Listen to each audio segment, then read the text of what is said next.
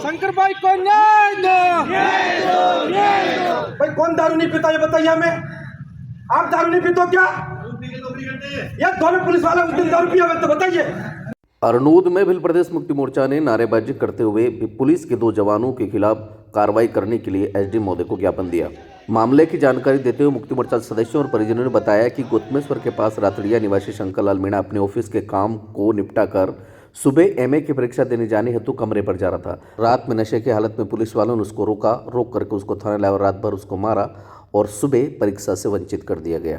मुक्ति मोर्चा के बद्री भगोरा ने ज्ञापन के दौरान क्या कहा सुने। जो कृत्य क्या इस ज्ञापन में हमने मेंशन किया है, हमारी मोर्चे की मांग है आपसे कि ये जो 2 पुलिसकर्मी हैं जयपाल सिंह और दिनेश दास, इनके ऊपर तत्काल कार्रवाई करते हुए इनको निलंबित किया जाए। और भाई के साथ गाली गलौज की गई, जातिगत गाली गलौज की गई, इनके ऊपर SC/ST एक्ट और जो उनके साथ मारपीट की गई उनके अन्य धाराओं में FIR दर्ज करे उनके ऊपर। दूसरा, भाई का तहरीर दिलवाकर उनका मेडिकल परीक्षण कराया जाए सर। और इनके ऊपर एक धारा लगाई गई 185 MV एक्ट। भाई कौन दारू नहीं पीता ये बताइए हमें। आप दारू नहीं पीते हो क्या?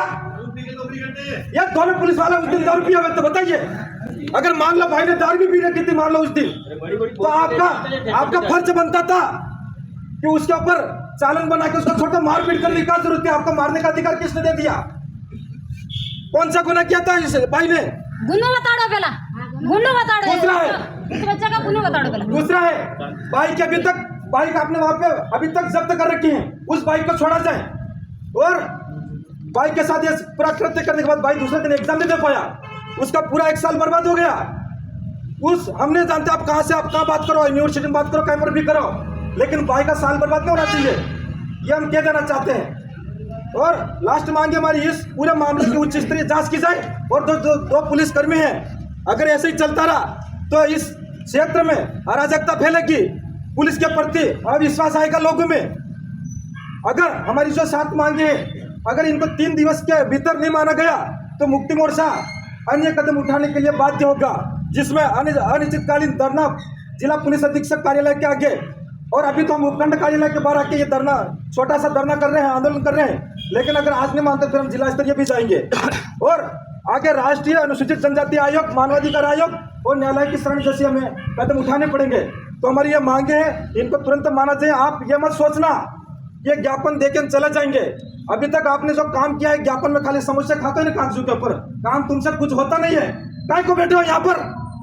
हमारे टैक्स से बोलते हो तुम लोग, हम टैक्स देते हैं तब जाके तुम्हारी सैलरी आती है, और तुम सरकार के दबाव में आकर हमारे लोगों को प्रताड़ित करते हो यहाँ पे। तो हमारी ये मांगे हैं, हमने स्पष्ट रख दिया आपके सामने। जय प्रदेश, आज हम उपखंड कार्यालय अरनोद में आए थे। हमारा ज्ञापन भाई शंकर भाई को लेकर के था। दिनांक 27 तारीख की शाम को ये भाई अपनी दुकान बंद करके अपने घर जा रहे थे। इस वक्त 2 पुलिस के कार्मिकों ने उनको रोका, उनको जबरदस्ती मारपीट करी और मारपीट करके थाने में लाए, बंद किया और 150 में चालान काट करके इनको वहाँ से निकाला। इस दौरान ये भाई अपने परीक्षा से वंचित रहे। इस वजह से हमारा ज्ञापन था। ज्ञापन की मांगे 3 दिन का हमने समय दिया है, अल्टीमेटम दिया है, और 3 दिन के अंदर कार्यवाही नहीं होती है तो हम बड़े स्तर पर आंदोलन करेंगे, जिसकी जिम्मेदारी शासन प्रशासन की रहेगी। जोहार, जय आदिवासी, जय प्रदेश। आपको